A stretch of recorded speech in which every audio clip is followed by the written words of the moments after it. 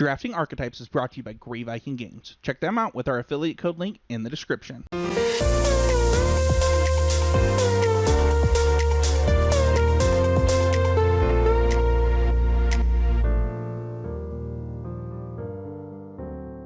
Hi everyone, this is Sam Black, continuing my Midnight Hunt review with red, the color that you should avoid putting in your deck. As you can see, the highest win rate for a common is 56.6, which is around the unplayable line for the good colors. Also, this is new. Neonite's Rush has somehow become the top performing red common. I wasn't sure if this card is playable. It has passed Burn the Accursed, which somehow had previously already been ahead of Moonrager's Slash, which I had assumed was the only good red common. So, red is weird and bad, and I'm not going to have a lot to say to explain what's going on here, because I really don't think you should put red cards in your deck, so I don't have a lot of experience playing them. I'll do my best. Neonate's Rush. Somehow this card wins a lot. How it does that is a complete mystery to me. I suppose there are a few X ones, and if you ever spike one, you're kind of doing it. But 3 is still a lot of mana. Burn the Accursed. This is like generally trading down on mana, but you get to hit your opponent for 2. It kills most creatures, which is cool. Red is so bad. I don't know. It's a hard removal spell. 5 is a lot of mana. Famished Foragers. If you put a lot of red cards in your deck, then if you hit your opponent with this thing and then cast it, you get to play another red card afterward. It doesn't seem like a good idea to me to put a lot of red cards in your deck, so I guess more realistically, if you get this trigger, then you get to spend use its ability to discard a card and draw a card, which is kind of cool. You still just got a 4/3 for 4, which doesn't really seem better than the 4 drops available to other colors, and somehow this is the 4th best common. I don't know why this wins more than the other red commons, because it's so bad. I guess this just speaks to how bad the rest of this list is. Moonrager's Slash. I'm kind of at a loss to explain how this card wins less than Famished Foragers. Maybe it's just a lot more likely to trick people into playing red than Famished Foragers is, and so they take this card early and play red, and that's pretty bad. Whereas Famished Foragers is maybe more likely to go into red decks that are just open or something. Anyway, this card seems kind of fine, except that it costs a color of mana you should never have access to. Voldaren's Stinger.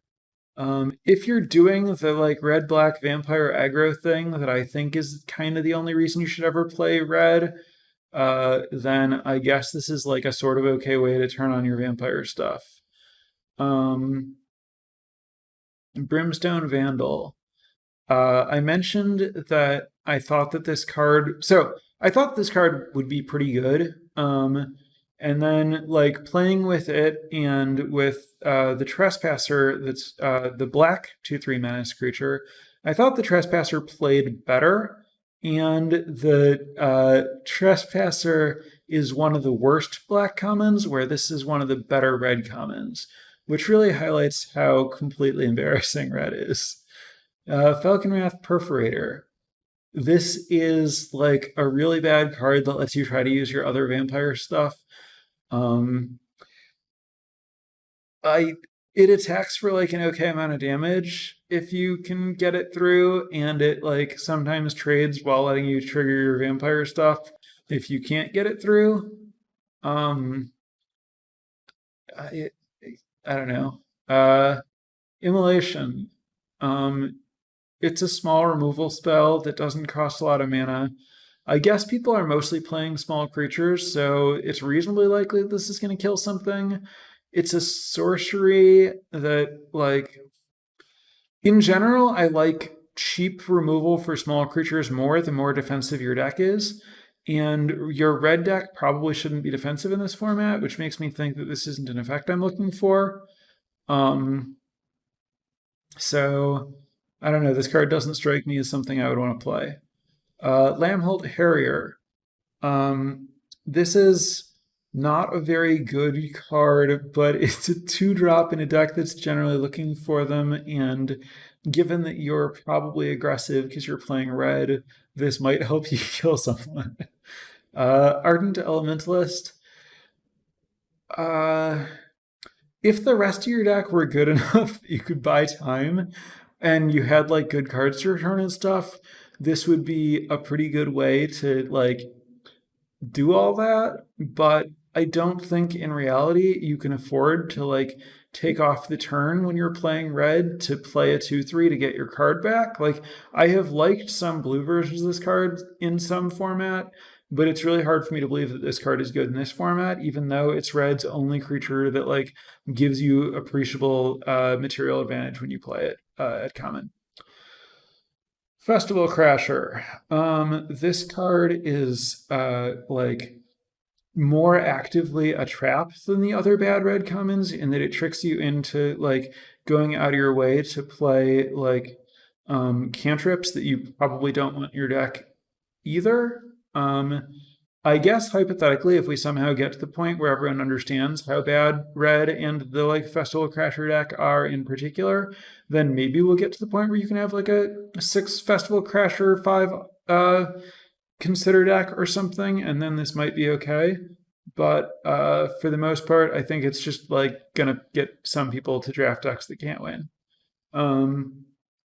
Mounted Dread Knight, just know this is like all the wrong things. Just like clunky, expensive creature that dies to removal and doesn't do anything for you. Abandon the Post. I saw that this thing actually has a pretty impressive win rate in white-red, so it might actually have a place in the format. But for the most part, you don't want to put it in your deck unless you're super aggressive.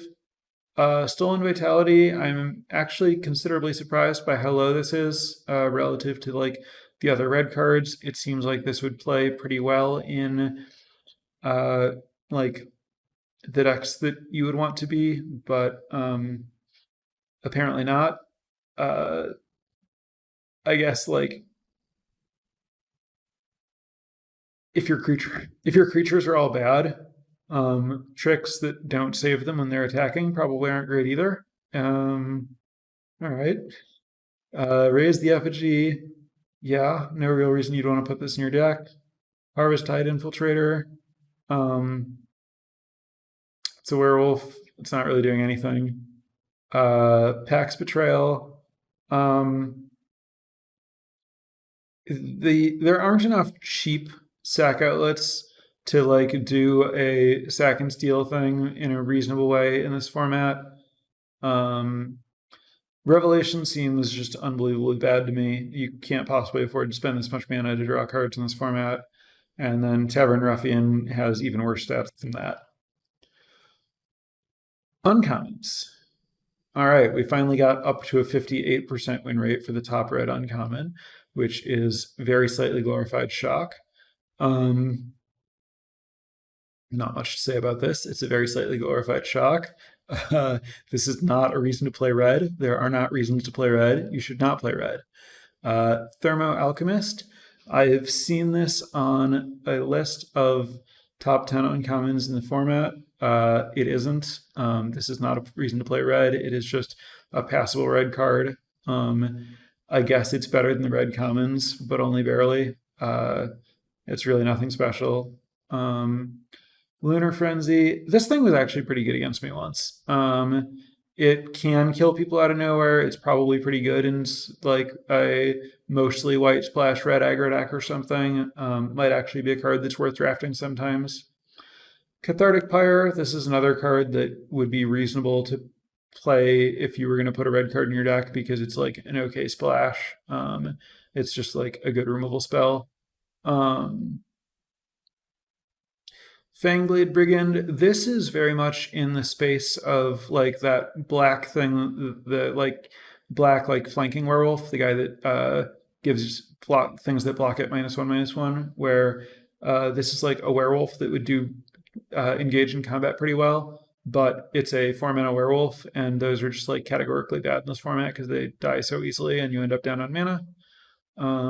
Voldaren Ambusher, this is like the red card that I've lost to the most.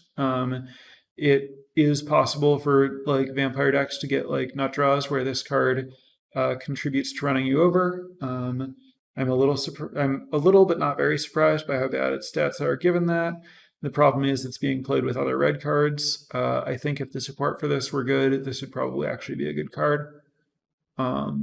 Obsessive Astronomer, again, like this is a reasonable way to start trying to do the like day-night thing that blue-red is trying to do, but the deck that's like leaning into doing that is just unbelievably bad. Seize the Storm, this is another just like gigantic trap. You just have to like work super hard and the payoff isn't really good enough. Flame Channeler, it's a 2/2 for 2. There are a lot of words on it, but at the end of the day, it's basically a 2/2 for 2. Purifying Dragon, I'm almost a little surprised that this thing stats this bad. I guess it's basically a Baneslayer, and with 3 toughness rather than 4, it dies to too many things. Spellrune Painter, this is like a mix of the werewolf stuff and the spell stuff, and apparently just the worst of both worlds. Village Watch, wow, that's really bad. Those stats are horrible. Okay. Rares. Do we have any good rares? All right, we're up to 59.6 for Reckless Stormseeker. I'm pretty confident this card would be good if there were red cards to play with it that are good. 3/3 haste is just like a very good baseline, and then it also gives all your other creatures haste, and then it also has a backside. Not all your other creatures haste. One other creature per turn haste, basically. Like this would be a very good card if it didn't force you to play other red cards. It itself, like, you know, this is a pretty respectable game in hand win rate, and it's like carrying the rest of your deck when it does it. I would like probably like this card is much more powerful than blue or black cards that have 59.6% game and hand win rates. You have to remember that its win rate is being dragged down very, very, very hard by the fact that it's being played with red cards. This card by itself can like steal games pretty easily. It's a really powerful card. If you're like, you know, going to splash a card, this is a more powerful card than its game and hand win rate would make you think it is, as far as like just evaluating the power level of a card. That said, aggressive 3-drops aren't really the kind of card you're looking to splash. But in the world where you just have a lot of copies of only the best red cards, this would be a pretty good card to like have in that deck. Light Up the Night. This is the kind of red card you actually might want to splash. I guess. Well, it's basically just a Fireball. I mean, it's Fireball +1 damage. I mean, not fire. It's Blaze +1 damage. You're basically never going to be able to use the flashback part. Blaze +1 damage is a pretty good card. Splashing in this format's pretty bad, and playing red is maybe worse. So I still don't know like if I would want to first pick this, but it does something. I'm actually shocked Smoldering Egg's stats are this high. I've played against this one and it seemed really bad. One opponent was just like, I made them discard a card once, and it was the spell that they were planning to use to flip this, and then it never did anything. Another opponent flipped it once, and then I bounced it, and then they were never going to flip it again. But apparently, if you like draft around it, then you can actually flip it, and the backside's powerful. Okay. Burn the House Down. Wow, the fact that this thing is only 57 really speaks to how bad red is. This card seems super powerful.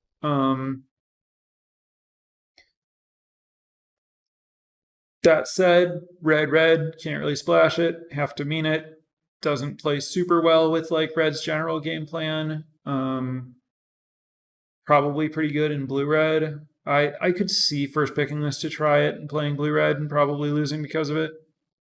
Falconwrath Pit Fighter, just like obvious good rates on a random aggressive card, which puts it at like an unimpressive game and hand win rate because it's not really swinging a game and you're playing red. Geist Flame Reservoir, basically a trap. Curse of Shaken Flesh, wildly unplayable. Mythic.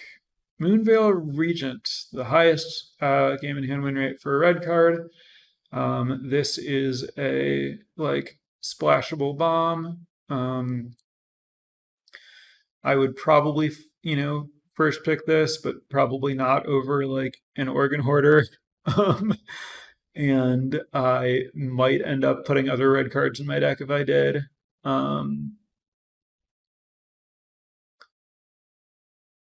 It seems fine. Not a lot to say about it. And then we have like Bloodthirsty Adversary is an adversary. It's a pretty good card, the way that other adversaries are, but not in a way that comes close to making up for the fact that you're playing with red cards. And then Sunstreak Phoenix reads like it should be really powerful, but has a really comically low game and hand win rate. I do think you should put this in your deck if you're playing red. I just think that this probably like makes people play red and then they lose. Yeah. This is one of the this is about as bad as colors ever get. There's not a lot of detail I can give you here. Just genuinely do everything you can to avoid playing red in this format. And check my next video for green.